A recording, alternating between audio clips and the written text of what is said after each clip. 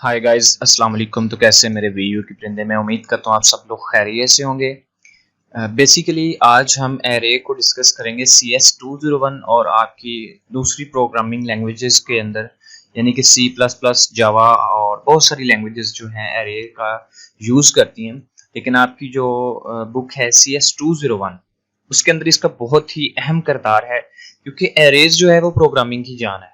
ठीक है, अगर आपको एरेज अच्छे से आती हैं तो आप प्रोग्राम प्रोजेक्ट्स बना सकते हैं। ठीक है, तो सबसे पहले आज हम इसको डिस्कस करेंगे कि एरे होती क्या है, इसका कंसेप्ट क्या है। आप इसको स्टडी करने के बाद क्या इस काबिल हो जाएंगे कि आप अपने क्विज और वगैरह वगैरह चीज़ों को सॉल्व करेंगे। तो सबसे पहले जो है, आप यहाँ पे अपनी स्क्रीन को जूम इन जूम आउट कर सकते हैं और मोबाइल को रोटेट करके देख सकते हैं ताकि आपको क्लियर व्यू नजर आए। फिर भी मैं थोड़ा जूम कर देता हूँ। सबसे पहले एरे की डेफिनेशन क्या है? कुछ डेफिनेशन नहीं है, सिंपल सी बात है। जो एरे होती है वो एक नॉर्मल सा एरे होती है, वो एक नॉर्मल सा ऐसा प्रोग्राम का एक ऐसा वेरिएबल होता है जिसके अंदर बहुत सारी वैल्यूज जो हैं, एक से ज्यादा वैल्यूज, सेम उसकी डाटा टाइप होती है और सेम। फॉर एग्जांपल, इसके लिए एक छोटी सी एग्जांपल करते हैं। आपने पीछे पढ़ा था इंट एज, थोड़ा जूम कर लेते हैं। आपने इंट एज पढ़ा था लेक्चर नंबर 4-5 के अंदर। ठीक है, आपने इंट एज 1 स्टूडेंट की पढ़ी। फिर आपने कुछ पढ़ा है दूसरे, int age for 2 second student के लिए। ठीक है, int age for second student. अगर इसी तरह 100 ऑन आप 100 स्टूडेंट लेते तो आपको बार बार जो है इसी तरह लिखना पड़ता। 100 ऑन आपको लिखना पड़ता इंच और एज, और फिर आपको 1000 लिखना पड़ता। तो ये कुछ ऑकवर्ड सा हो जाता है, बहुत लंबी ये डिक्लेरेशन हो जाती है। तो इसमें आपको प्रॉब्लम फील होता है, आपको कोड लंबा हो जाता है, बड़ी प्रॉब्लम। इसको सॉर्ट आउट करने के लिए साइंटिफिक मेथड का अप्लाई किया गया कि साइंसदान ने क्या किया, जिन्होंने ये C++, बेयर्न स्टॉफ ने और डेनिस रिची ने, एरे का इसके फाउंडर हैं जिन्होंने इसको लैंग्वेज को क्रिएट किया। तो उन्होंने क्या किया, उन्होंने कहा कि ये बार बार ऐसी चीजें लिखने से ज्यादा बेहतर क्या है कि आप यहाँ पे एक ऐसा कोड लिखें, एक ऐसा वेरिएबल लिखें जिसके अंदर ये सारा प्रोसेस खुद ब खुद आ जाए।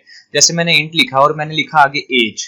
ठीक है, एज मेरे वेरिएबल का नाम आ गया। हर बार एज एज लिखने की जरूरत नहीं, सिर्फ आगे क्या किया, यहाँ पे मैंने साइज बता दिया। अब साइज मेरा 1000 एरेज मैंने लेनी है, तो मैंने साइज जो है वो 1000 कर दिया। ठीक है, 100 ऊपर लिखा था तो चलो 100 कर देते हैं। तो अगर मैंने 100 स्टूडेंट लेने हैं तो इस तरह से मैंने इसका साइज क्लियर कर दिया। ठीक है, उसके बाद आगे उसकी जो वैल्यूज हैं उसको डिक्लेयर कर दिया कि कैसे वैल्यूज लेनी है। यहाँ पे हम क्या करते हैं, हम वैल्यूज को लिख देते हैं कि किसी एक स्टूडेंट की वैल्यू ये है, किसी दूसरे स्टूडेंट की वैल्यू ये है, इस तरह सो ऑन हम लिखते जाते हैं, हम डिक्लेयर कर देते हैं। ठीक है, एक ही वेरिएबल है। अब यहाँ पे गौर कीजिएगा कि सिर्फ एक वेरिएबल के अंदर हमने सारा डाटा पुट कर दिया। एज जो है, एक नाम एज है, एज जो है सिर्फ एक नाम एज लिखने, एक साइज बता दिया। अब वो कंपाइलर खुद ब खुद समझ जाएगा कि यार एज नाम का एक ऐसा वेरिएबल है जिसके अंदर बहुत ज्यादा एलिमेंट्स हैं। तो इसका क्या मतलब है, इसका मतलब है कि एज 1 जो है उसके लिए वैल्यू ये आ गई है, एज 2 के लिए ये आ गई है, एज 3 के लिए ये आ गई। तो बेसिकली एरे जो है हमारे पास वो एक ऐसा प्रोसेस होता है जिसके अंदर सेम एक ग्रुप होता है एलिमेंट्स का। ठीक है, अंदर जो एलिमेंट डाल दिए, array is the group of the elements of the same name, यानी कि उसका नाम सेम होगा। क्योंकि जब आपने एक बार एज लिख दी या एक ही नाम आपने मार्क्स लिख दिया, एज लिख दी, तो सबका नाम वही होगा।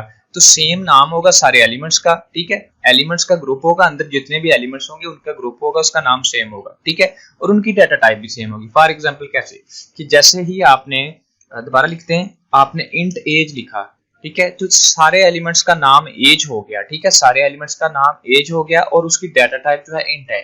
यहाँ पे आप कैरेक्टर भी लिख सकते हैं, आप लिख सकते हैं 4, और आगे आपने उसका नाम लिख दिया, आपने एज लिख दिया। ठीक है, आप फ्लोट लिख सकते हैं, फ्लोट। ठीक है, इस तरह से आप उसकी डाटा टाइप बता सकते हैं। तो बेसिकली क्या कहता है कि वो ये कहता है कि आपकी जो एरे है उसका एक प्रोसेस ये है कि डाटा टाइप सेम होनी चाहिए। ठीक है, इंपॉर्टेंट क्विज है। नाम सबका सेम हो जाएगा जो एलिमेंट है, और ये एलिमेंट का ग्रुप होता है जिसको एरे कहा जाता है। ठीक है, सबसे पहले इसको डिक्लेयर कैसे किया जाता है। अब यहाँ पे जो इंट है ये डाटा की टाइप है, एरे उसका नाम है। ठीक है, और यहाँ पे अंदर साइज बता देना आपने। ठीक है, इसको डिक्लेयर करने का जो सिंटैक्स है, आपने डाटा टाइप बतानी है, उसका नाम बताना है, और अंदर जो भी साइज आपने रखना है। फॉर एग्जांपल यहाँ पे आप ये कहना चाहते हैं कि इंट आपकी डाटा टाइप है, और उस डाटा टाइप के बाद आपने एरे का नाम रखना है। एरे का नाम आपने एज रख दिया, मार्क्स रख दिया आपने। ठीक है, नाम आपने मार्क्स रख दिया, ये उसका नाम है। आगे आपने उसको एक साइज बता देना। साइज आपका कुछ भी हो सकता है, अगर आपने 10 स्टूडेंट लेने तो आपने 10 साइज बता दिया। ठीक है, जितना भी आपका है, और उसके बाद आपने सेमीकोलन। ये उसको सिर्फ डिक्लेयर करने का सिंटैक्स है, ठीक, करने का सिंटैक्स है, ठीक है। तो ये हमारे पास एक सिंटैक्स आ गया कि किस तरह से अगर आपने करैक्टर टाइप की अरे लेनी है तो करैक्टर लिखना, आगे अरे का नाम लिख देना और अंदर साइड। फ्लोट टाइप लेनी है, उसका आगे नाम लिखना और यहाँ पे, ठीक है। और ये एक छोटी सी एग्जांपल सिंटैक्स की। उसके बाद यहाँ पे मैंने एक मार्क्स नाम की एरे डिक्लेयर की है, ये नाम है मार्क्स उस एरे का, ठीक है। और यहाँ पे उसका साइज है, ठीक है। यहाँ पे फिर दोबारा इंट मार्क्स, ठीक है, ये उसका नाम है और ये उसका साइज है। आगे जब उसके एलिमेंट्स लेने वो क्या प्रोसेस होता है, मैंने यहाँ पे उसका साइज 4 रखा है, यानी कि 4 उसका जो है साइज है। यहाँ पे पहला एलिमेंट जो है एज नंबर 1 जो होगी वो ये वैल्यू है उसकी, एज नंबर 1 जो स्टूडेंट है उसकी वैल्यू ये होगी। फिर आपके पास एज नंबर जो 2 है उसकी वैल्यू ये होगी। फिर एज नंबर 3, फिर एज नंबर 4। इसको किस तरह से क्लियर करते हैं, फिर से इसको क्लियर करते हैं। इंट हमारे पास जो एज 1 थी, ठीक है, और इसकी जो वैल्यू है वो हमारे पास क्या है, वो हमारे पास है 40, ठीक है। उसके बाद हम फिर लेते हैं इंट ए2 ले लेते हैं और उसको जो वैल्यू है डिक्लेयर कर देते हैं, वो हम कर देते हैं 32। इसी तरह सो ऑन हम 4 वैल्यूज लेंगे। तो यहाँ पे प्रॉब्लम क्या है, बार बार इंट लिखना, बार बार एज लिखना, बार बार वैल्यूज आगे डिक्लेयर करना। तो यहाँ पे फिर एरे क्या काम करती है, एरे एक वेरिएबल ही होता है जो कि क्या करता है कि आपके सारे डाटा के जितने भी एलिमेंट्स हैं उनको इकट्ठा एक ग्रुप में ले लेते हैं, एक तरतीब में। तो यहाँ पे ये वाली भी तरतीब ठीक है और एरे की सूरत में भी हम इजी और आसानी फील करते हैं। तो ये बात मेरे ख्याल से आपको समझ आ गई। उसके बाद हम यहाँ पे देखते हैं कि किस तरह से एरे के ये वैल्यूज हैं। सबसे पहले जो एरे का नाम है, यहाँ पे मैंने मार्क्स रख दिया। एरे का जो नाम है हमने रख दिया यहाँ पे एक मार्क्स नाम की एरे है, ठीक है। और यहाँ पे उसके अंदर जो एलिमेंट्स है, ये वाले जो एलिमेंट्स हैं ये यहाँ पे है। एक 40 एलिमेंट है, एक 32 है, एक, यानी कि उसका जो वैल्यूज हैं जो हमने उसको इनिशियलाइज करनी है, ये वो सारी वैल्यूज हैं। उसके बाद यहाँ पे क्या किया, इंडेक्स जो है एरे के, यानी कि यहाँ पे आप इस एलिमेंट को किस तरह से सी आउट और सी इन करवा सकते हैं। जब भी हम एक एरे लेते हैं तो वो इस तरह से जब तरतीब में क्रिएट होती है तो उसके कुछ इंडेक्स बन जाते हैं। वो इंडेक्स नंबर क्या होते हैं, सबसे पहला जो इंडेक्स नंबर होता है एरे का उसको 0 कहा जाता है। यानी कि फर्स्ट इंडेक्स नंबर 1 है, यानी कि इंडेक्स नंबर 1 है लेकिन उसकी जो वैल्यू है वो 0 है। यहाँ से बहुत ज्यादा कंफ्यूजन होती है बच्चों को कि जो C++ या C जैसी लैंग्वेजेस हैं उनके इंडेक्स 0 से स्टार्ट होते हैं। तो फर्स्ट इंडेक्स 0 से स्टार्ट होता है, सेकंड इंडेक्स 1 है, थर्ड इंडेक्स सो ऑन, ठीक है। तो सबसे पहली जो वैल्यू है 40, पहले शख्स की जो वैल्यू है, जो एज की वैल्यू है, वो 0 इंडेक्स है उसका। जब भी आपने सी आउट करवाना है तो यहाँ पे आपने जब भी उसको बोला कि सी आउट, तो यहाँ पे अगर आपने सी आउट इंडेक्स नंबर 2 लिखा तो वो ये वाली वैल्यू पकड़ेगा, ठीक है। इसको कोड की मदद से भी हम प्रैक्टिकली करते हैं। यहाँ पे ये दोनों तरह से मैंने इसको लिख दिया कि एरे का जो नाम है, एज नाम की मैंने यहाँ पे एरे ले लिया, ये 30, 40 और 50, और हम उनको मतलब कि एक्सेस करेंगे इंडेक्स नंबर की मदद से, हम उनको एक्सेस कर सकते हैं। इसकी एक छोटी सी एग्जांपल भी देखते हैं कि यहाँ पे हमारे पास एज जो है 0 इंडेक्स पे है, यानी कि जो सबसे पहला शख्स है, जो सबसे पहला पर्सन है, उसकी जो एज है वो इंडेक्स नंबर 0 पे है। तो उसकी वैल्यू क्या है एज की 33। इंडेक्स नंबर जो 1 है, अब ये सेकंड इंडेक्स है लेकिन लिखा 1 हुआ है, तो यहाँ पे प्रॉब्लम ये आती है कि आप 1 जो है उसको 1 यहाँ पे समझ लेते हैं, 2 को यहाँ पे 2 समझ लेते हैं। बेसिकली ये इंडेक्स नंबर 2 है, ये इंडेक्स नंबर 1 है और ये इंडेक्स नंबर 0 है। लेकिन अगर हम फर्स्ट सेकंड की बात करें तो ये पहला इंडेक्स हो गया, ये दूसरा हो गया, ये तीसरा हो गया। लेकिन तरतीब जो एक्चुअल है, ये इंडेक्स नंबर 0 है, इंडेक्स नंबर 1 है, इंडेक्स नंबर 2 है। अगर कोई आपको ये कहे कि आपको इंडेक्स नंबर 3 पे जाके वैल्यू पकड़नी, यानी कि आपका थर्ड इंडेक्स कौन सा है, तो आपका जो पहला इंडेक्स, दूसरा इंडेक्स, तीसरा इंडेक्स, तो ये तीसरा इंडेक्स है लेकिन यहाँ पे 2 लिखा है क्योंकि 0 से स्टार्ट, लेकिन यहाँ पे 2 लिखा है क्योंकि 0 से स्टार्ट होता है, तो तीसरा इंडेक्स ये है, ठीक है। तो यहाँ पे अगर हम बात करें कि ये 55 जो है ये इंडेक्स नंबर 3 पे पड़ा हुआ है, तो अगर आपको ये पूछा जाए कि इंडेक्स नंबर 3 पे कौन सी वैल्यू है, तो ये वाली वैल्यू है। ये नहीं कि आप 3 पे ये वाली बोलेंगे, ये 4 पे है। तो यहाँ पे एक छोटा सा फार्मूला क्रिएट कर देते हैं। आपने जब भी अरे के इंडेक्स को पकड़ना है तो आपने n-1 कर देना। आपने कहना है n-1। मतलब क्या है इसका, अगर आपको कोई कहे कि आपका इंडेक्स नंबर 4 जो है, इंडेक्स नंबर 4 जो है वो कौन सा है, आपने क्या करना है, आपने ये करना है कि 4 जो है वो n है, 4 में से -1 कर देना। आपने 4 में से -1 किया तो आंसर आ गया 3। तो इसका मतलब है कि आपने इंडेक्स नंबर 3 पे आ जाना है। ये जो 1, 2, 3 और ये 2, ये 3 है। अब अगर आपको ये कहा जाए कि आपने इंडेक्स नंबर 4 पे जाना है, इंडेक्स नंबर 4 पे, तो आपने 4 में से एक कम करके देखना है 3, ठीक है। तो इसका मतलब है कि आपने 3 नंबर पे आ जाना है। अगर आपको कहा जाए कि 2 पे आ जाओ तो आपने n-1 करना है। तो n क्या है हमारे पास, इंडेक्स नंबर 3 है, ठीक है। 3 में से एक माइनस किया तो 2 आ जाएगा, तो इंडेक्स नंबर 2 ही है। इस तरह से समझ लो। यहाँ पे सीधी सी एग्जांपल है कि 0 से स्टार्ट होना, ये इंडेक्स नंबर 1 है यानी कि पहला इंडेक्स, ये इंडेक्स नंबर 2 है, ये इंडेक्स नंबर 3 है, ये इंडेक्स नंबर 4 है। क्योंकि 0 से स्टार्ट होता है तो एक वैल्यू एक्स्ट्रा रहती है। तो अब हम इसके बाद यहाँ पे भी इसको क्लियर करते हैं कि इंडेक्स नंबर जो 0 है वो असल में नंबर 1 पे होता है। इंडेक्स नंबर जो 1 है वो नंबर 2 पे होता है। इंडेक्स नंबर जो 3 है हमारे पास, इंडेक्स नंबर जो हमारे पास 2 है वो नंबर 3 पे होता है। यानी कि ये नंबर हमारे पास 1 पे है, ये 2 पे है, ये 3 पे है। बट इसका ये मतलब नहीं कि आप ये कह दें कि ये हमारा 1 हो गया, ये 2 हो गया, ये 3 हो गया। नहीं, ऐसा नहीं। ये 0 है, ये 1 है, ये 2 है, ठीक है।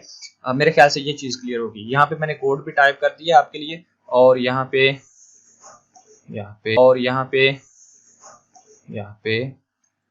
पे इसको मैं थोड़ा जूम कर देता हूँ।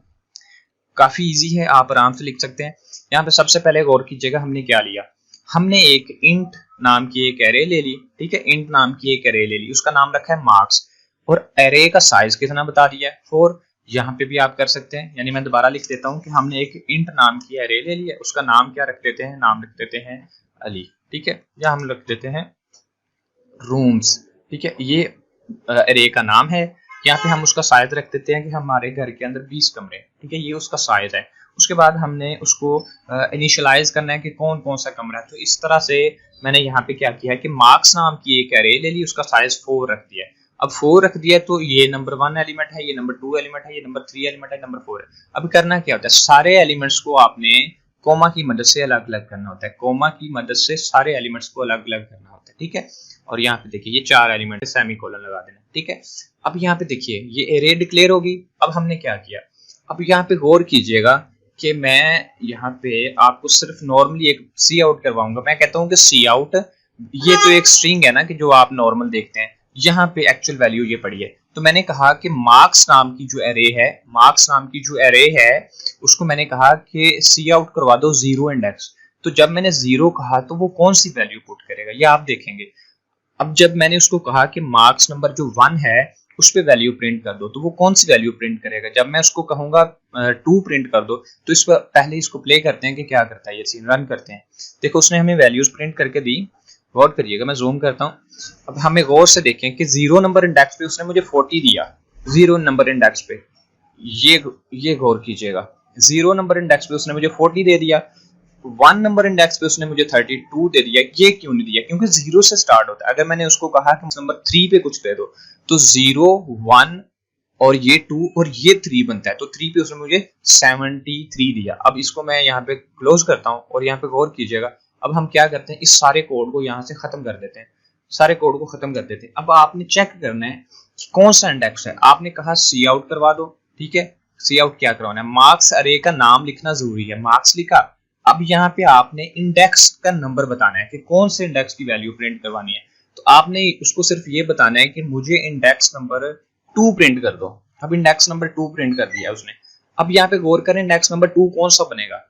क्या ये 1 है, ये 2 है, क्या ये 2 बनेगा, नहीं बिल्कुल नहीं। ये 0 है, ये 1 है और ये 2 है और ये 3 है। तो अब वो हमें बताएगा कि क्या मैं सच बोल रहा हूँ। अभी मुझे कंपाइलर बताएगा। उसने मुझे वैल्यू कितनी प्रिंट करके दी, 54। थोड़ा जूम कर लेते हैं इसको। 54 उसने मुझे प्रिंट करके दिया कि 0 1 और ये 2। तो मैंने इंडेक्स नंबर, तो ये एरे का एक छोटा सा वो कंसेप्ट है जो कि आप अपनी प्रोग्रामिंग के अंदर आगे भी पढ़ेंगे और 1 बाय 1 हम इसको कवर करेंगे, ठीक है। और उसके बाद ये इसका कोड मैंने लिख दिया है। ये था हमारा एरे का नॉर्मल सा प्रोसेस कि एरे को डिक्लेयर कैसे किया जाता है, एरे को सीन कैसे किया। अब यहाँ पे एक छोटा सा कोड ये देख लेते हैं कि इसी को मैं कॉपी करके इसके अंदर कोड लिख देता हूँ ताकि हमारा टाइम जो है वो बचत रेंज में चला जाए। तो यहाँ पे मैं क्या करता हूँ कि मैं एक नॉर्मल सा प्रोग्राम लिख देता हूँ। मैं कहता हूँ इंट, और मैं कहता हूँ यहाँ के एरे का नाम रखते हैं, आप कहते हैं कि AR रख देते हैं। एरे का नाम जो है AR रख देते हैं, क्योंकि नॉर्मल हम एरे पढ़ रहे हैं तो ऐसे डिक्लेयर कर देते हैं। इसका साइज जो है वो मैंने रख दिया 5, ठीक है। एरे का जो साइज है मैंने 5 रख दिया। अब मैं आगे इसकी वैल्यूज नहीं दूंगा। अब यहाँ पे मैं कहता हूँ जैसे हमने पीछे सी आउट किया था कि हम पीछे वैल्यूज पढ़ते आ रहे थे, हम कहते थे कि यहाँ पे हम इंटर करवा देते हैं, please enter the index one by one, ठीक है, वन पे वन कर देते हैं, ठीक है, वन पे वन कर देते हैं, उसको कहते हैं कि वन पे वन हमारा इंडेक्स यहाँ पे प्रिंट कर दो, ठीक है। और यहाँ पे एक कैंडल भी लगा लेते हैं ताकि अंडरलाइन हो जाए। अब यहाँ पे हमने पहले आपने सीन कोई वेरिएबल किया, सेम तरीका है, क्योंकि जब भी हम सीन करते थे तो वेरिएबल का नाम लिखते, तो इसी तरह हम सीन करेंगे। अब सीन क्या है हमारे पास, वेरिएबल कौन सा है, एरे नाम का वेरिएबल है, ठीक है, वेरी गुड, हमने सीन कर दिया, कोई इशू नहीं है। अब इसको गौर कीजिएगा, यहाँ पे मैं एक लॉजिक क्रिएट करूंगा आपको समझाने के लिए, थोड़ा स्पेस डाल के, और 2 और 3 और 4 और उसके बाद 5 उसने कहे तो हमने उसको इंटर करके देने। अब एरे का जो हमने यहाँ पे लिख दिया, अब वो जब हमने वैल्यू सीन करनी है तो वो वैल्यू यकीनन यहाँ पे आनी है, वो वैल्यू यकीनन यहाँ पे आनी है, कोई वैल्यू यहाँ पे आनी है, यानी कि वन पे वन वैल्यू हमने क्रिएट करवानी है, ठीक है। अब वो वैल्यू यहाँ पे कैसे आएंगी, क्योंकि ये तो इंडेक्स नंबर 0 है, ये इंडेक्स नंबर 1 है, ये इंडेक्स नंबर 2 है। एरे को बताना पड़ेगा कि भाई इंडेक्स नंबर 0 की वैल्यू एंटर कर दो। तो सबसे पहले नाम सबका ही एरे है, कोई एरर नहीं देगा। अगर हमने नॉर्मल एरे कहा तो उसने कहा इतनी बार एरे कर रहे हो, बट अब यहाँ पे हमने एरे के आगे इंडेक्स का नंबर दिया। जैसे ही मैं यहाँ पे कोई वैल्यू पुट करूंगा, जैसे मैं यहाँ पे वैल्यू पुट करूंगा 2, तो ये वैल्यू खुद ब खुद यहाँ पे चली जाएगी, वैल्यू खुद ब खुद यहाँ पे चली जाएगी। फिर मैं यहाँ पे इंडेक्स नंबर 1 की वैल्यू पुट करूंगा, इंडेक्स नंबर 1 है, उसकी वैल्यू भी खुद ब खुद यहाँ पे चली जाएगी। मैं यहाँ पे 3 पुट करूंगा, उसके बाद यहाँ पे हमने इंटर करवाना है अगला जो है इंडेक्स, तो वो इंडेक्स नंबर 2 होगा, और यहाँ पे फिर जो हम इंटर करवाएंगे वो इंडेक्स नंबर 3 होगा, और यहाँ पे जो हम इंटर करवाएंगे वो इंडेक्स नंबर 4 होगा, ठीक है, 0 1 2 3 4, ठीक है। और नंबर 1 पे ये है क्या, 1 2 3 4 5 एलिमेंट कंप्लीट हो गए, लेकिन 0 से 4 तक है, क्योंकि 0 से स्टार्ट होता है तो एक 4 तक है, क्योंकि 0 से स्टार्ट होता है तो एक नंबर नीचे रहता है। तो यहाँ पे हमने जैसे जैसे वैल्यू एंटर करनी है, मैंने वहां पे 2, और फिर यहाँ पे मैं क्या करूंगा, मैं 4 एंटर करवा दूंगा, और यहाँ पे मैं क्या एंटर करवाऊंगा, यहाँ पे मैं 5 एंटर करवा दूंगा, और यहाँ पे मैं 6 एंटर करवा दूंगा, ये 2, और फिर यहाँ पे 3 खुद ब खुद आ जाएगा, और फिर यहाँ पे जो है 4 आ जाएगा, और यहाँ पे 5 आ जाएगा, और यहाँ पे फिर जो है 6 आ जाएगा खुद ब खुद। और अब हम इसको वैल्यूज को इंटर करते हैं कि 1 बाय 1 सीन करते हैं। अब यहाँ पे ये वैल्यूज नहीं है, ये सिर्फ इंडेक्स के नंबर हैं, ये बात का ख्याल रखिएगा, ये इंडेक्स के नंबर है, वैल्यू कोई नहीं दी हुई। तो अब हम इसको प्ले करते हैं। अब वो मुझसे बोलेगा कि please enter the index 1 by 1, वो कहता है कि प्लीज इंडेक्स को 1 बाय इंटर करो। मैं जूम कर लेता हूँ, इंडेक्स को 1 बाय 1 हम इंटर करेंगे, ठीक है। तो सबसे पहले इंडेक्स पे वैल्यू मैं 2 इंटर कर रहा हूँ, ठीक है। Please enter the index number 1 by 1 2 के लिए, तो 2 के लिए मैंने आगे 3, फिर 4, फिर 5, फिर 6, ये सिर्फ वैल्यू मैंने उससे ली है, सी आउट नहीं करवाई।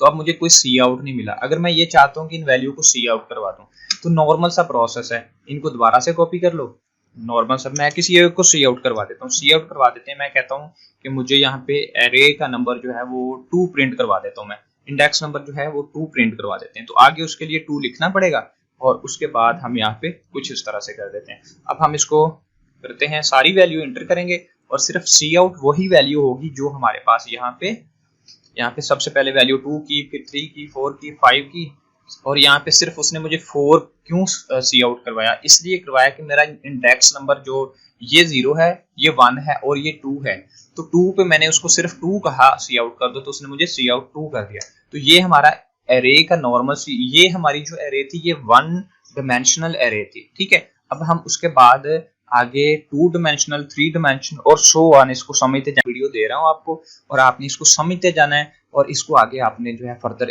अपने दिमाग में बैठाते जाना है। अभी हम आपकी बुक को फॉलो नहीं करेंगे, सिर्फ हम ये फॉलो करेंगे कि आपकी एरे की डिमेंशन क्या है, और 1 बाय 1 सारा प्रोसेस, फिर आपको एरे समझ आ जाएगी। तो ये हमारी जो एरे थी ये 1 डिमेंशन थी। अब 1 डिमेंशनल से क्या मुराद है, 1 डिमेंशन से मुराद है कि ये एरे जो है सिर्फ एक ही डिमेंशन है इसकी, यानी कि इसमें कोई कॉलम और वगैरह वगैरह नहीं है। तो जब जैसे ही मैं आपको 2 डिमेंशन पढ़ाऊंगा, उसके अंदर आपको चीजें क्लियर हो जाएंगी, ठीक है।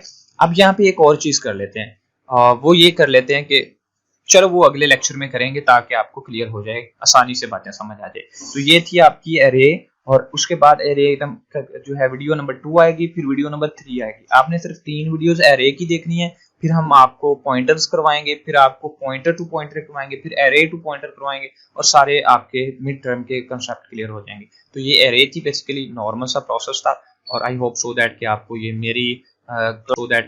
मेरी क्लास के बच्चों को ये यकीनन अच्छा लगा होगा और बाकी बच्चों की कोई गारंटी नहीं होती। मिलते हैं अगली वीडियो में, तब तक के लिए इजाज़त।